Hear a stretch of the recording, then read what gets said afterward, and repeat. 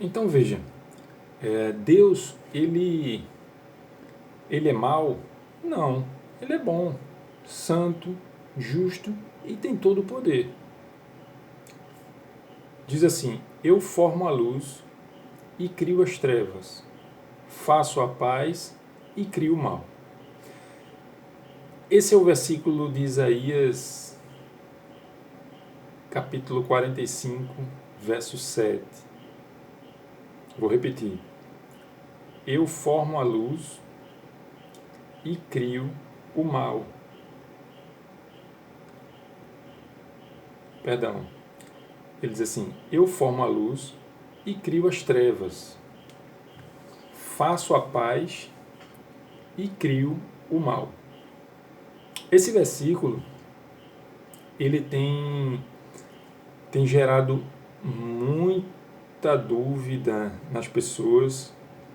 Tem muitos ateus que leem essas escrituras, leem essas passagens, se utilizam delas para afrontar, para confrontar com as pessoas, né? Com os cristãos, e está refutando, né? E aí vamos dar uma meditada nele para a gente entender se é isso mesmo. Será que é isso que as escrituras dizem que Deus faz? Ora, a gente precisa entender, a gente precisa chegar no entendimento, né? Vamos lá.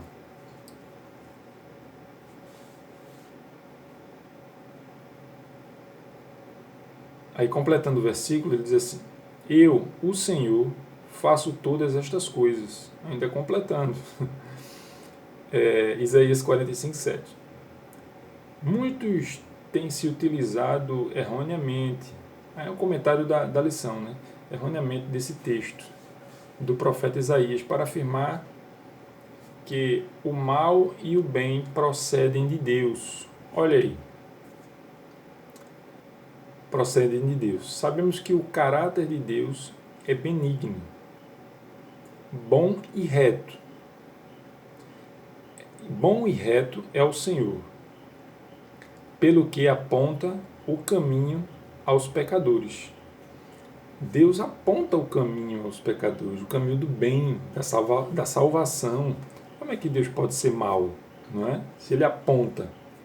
Lembra da questão de justiça que falei anteriormente?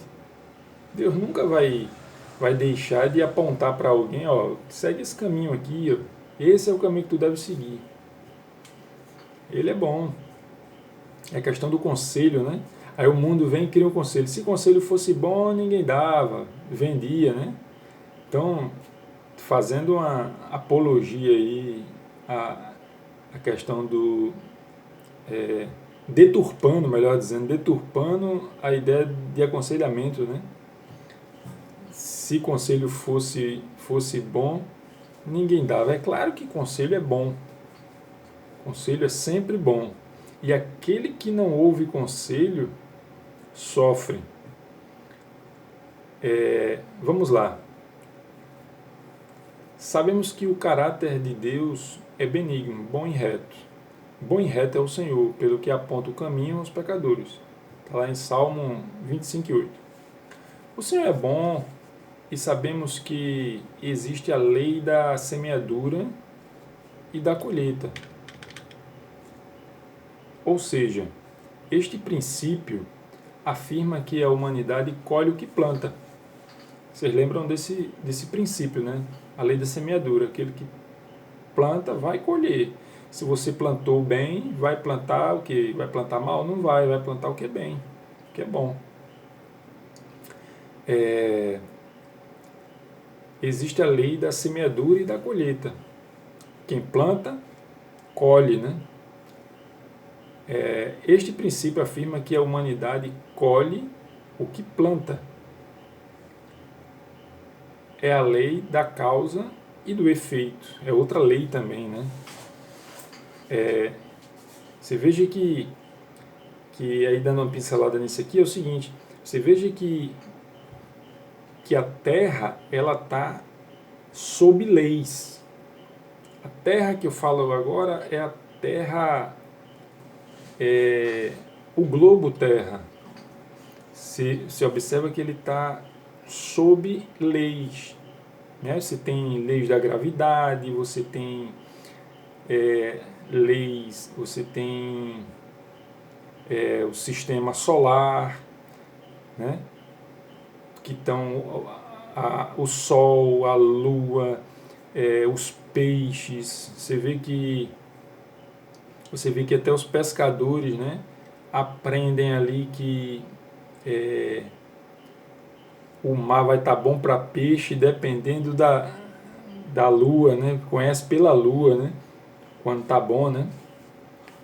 Então, assim, isso tudo é lei, são leis, tá certo? Deus deixou essas leis para que a gente pudesse ter elas como referência. É claro que algumas leis só foram descobertas depois pelo homem, né? Mas algumas Deus já deixou, né? Já deixou aí, como a sua própria lei.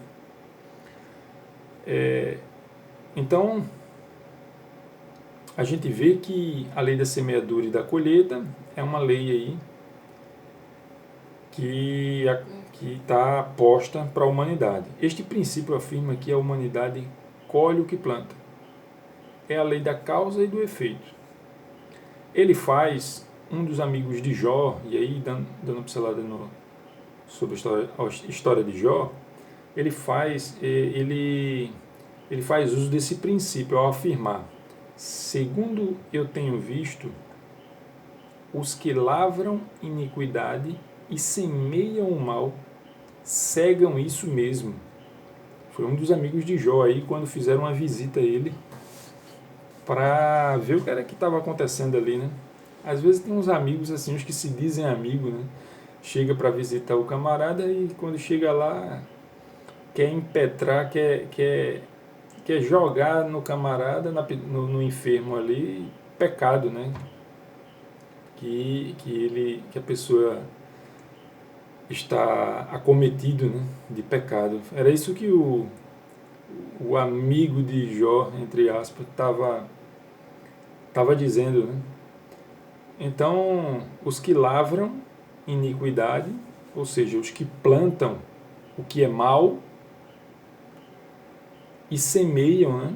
Os que plantam e semeiam, cegam isso mesmo.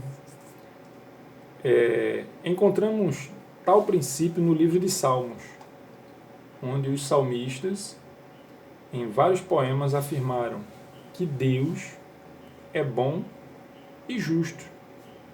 Por isso ele recompensa os bons e pune os maus. Está lá em Salmo 1:6. No Novo Testamento também encontramos tal princípio do texto de 1 Pedro 3:12. Então, segura essa palavra aí, pune, tá certo? Segura essa palavra de pune. Ele recompensa os bons e pune os maus. Segundo tópico, vamos para o segundo tópico.